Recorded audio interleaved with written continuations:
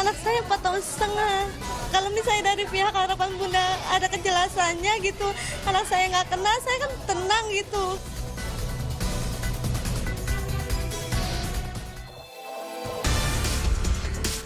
Sejak Juni 2016, dunia kesehatan tanah air geger. Jajaran Direktorat Tindak Pidana Ekonomi dan Khusus Badan Reserse Kriminal Bareskrim Polri temukan dan ungkap peredaran vaksin palsu. Tidak tanggung-tanggung, sindikat telah beroperasi selama belasan tahun. Sejauh ini, polisi tetapkan 25 orang tersangka. Terdiri dari 6 produsen atau pembuat vaksin palsu, 9 distributor, 2 bidan, 5 dokter, juga seorang pencetak label, dan 2 pengumpul botol vaksin bekas.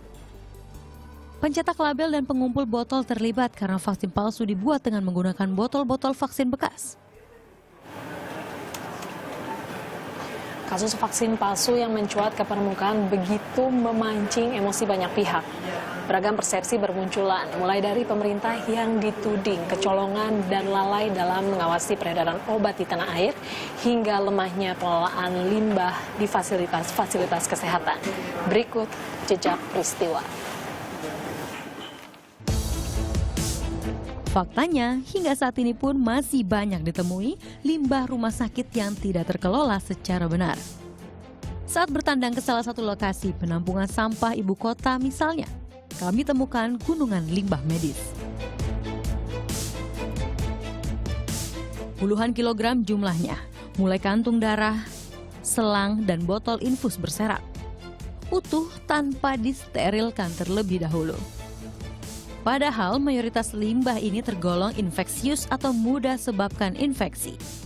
Karena mengandung bakteri, juga virus yang berbahaya bagi kesehatan maupun lingkungan. Rentan pula disalahgunakan. Ini merupakan bukti nyata kecacatan pengelolaan limbah terutama yang dilakukan oleh rumah sakit dan fasilitas-fasilitas kesehatan lainnya. Karena mayoritas limbah di sini adalah limbah yang tergolong infeksius atau dapat menyebabkan penyakit, juga menyebarkan bakteri. Seharusnya setelah keluar dari rumah sakit, limbah-limbah ini dicacah atau dimusnahkan. Dan yang terpenting harus steril.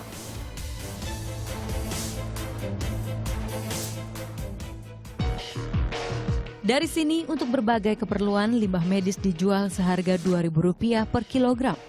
Sisa yang tak laku, baru kemudian dikirim ke tempat pembuangan akhir. Nanti bosnya kirim ke sini, nah saya kerjain di sini, balik lagi ke bos lagi, baru dari bos terakhir tuh langsung ke pabrik gitu. Penyalahgunaan limbah medis tak lepas dari lemahnya sistem pengelolaan limbah B3 di banyak fasilitas kesehatan. Badan Pengelolaan Lingkungan Hidup Daerah bukan tinggal diam. BPLHD DKI misalnya, rutin mengecek rumah sakit di ibu kota. Meski demikian, masih ada saja temuan pelanggaran, seperti salah satu rumah sakit di Bilangan, Jakarta Utara ini.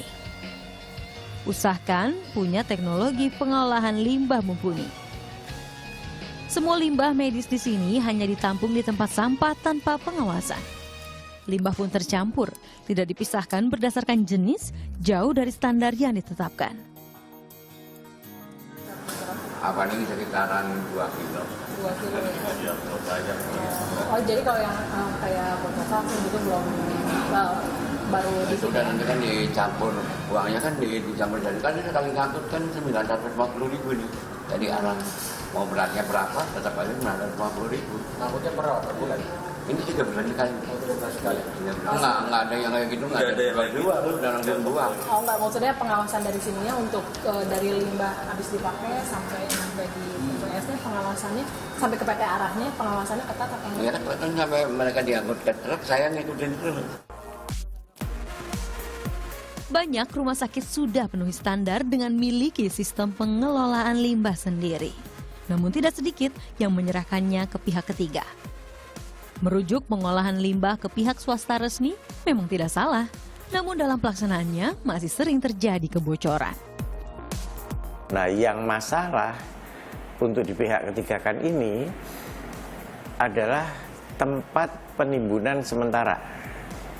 Kan nggak mungkin perusahaannya itu tiap hari datang ke situ ngambil. Jadi ditimbun sementara di seperti gudang yang tertutup, terkunci, agar limbahnya itu tidak kemana-mana seperti itu dan tidak diambil orang karena itu banyak digunakan. Biasanya pemulung itu paling senang itu ngambil botol infus, itu paling senang dia karena dia bisa dijual lagi untuk diolah kembali seperti itu. Rumah sakit yang tidak memenuhi standar kualitas pengelolaan limbah jumlahnya besar.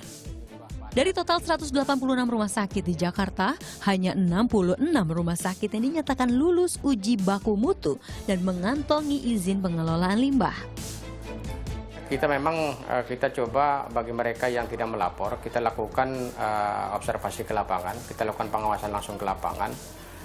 Tetapi artinya pada saat nanti mereka atau di lapangan itu menemukan pelanggaran, ya kita berikan teguran ya kepada mereka. Aturannya untuk jumlah hingga 50 kg limbah medis, lama waktu penyimpanannya maksimal 180 hari. Jika total limbah lebih dari 50 kg, lama waktu penyimpanan tidak boleh lebih dari 90 hari. Sedangkan untuk limbah infeksius, benda tajam, dan patologi, rumah sakit hanya boleh menyimpan limbah lebih dari 2 hari jika suhu ruangan penyimpanan kurang dari 0 derajat. Pengangkutan limbah medis dan penampungan sementara harus tertutup dan terjaga.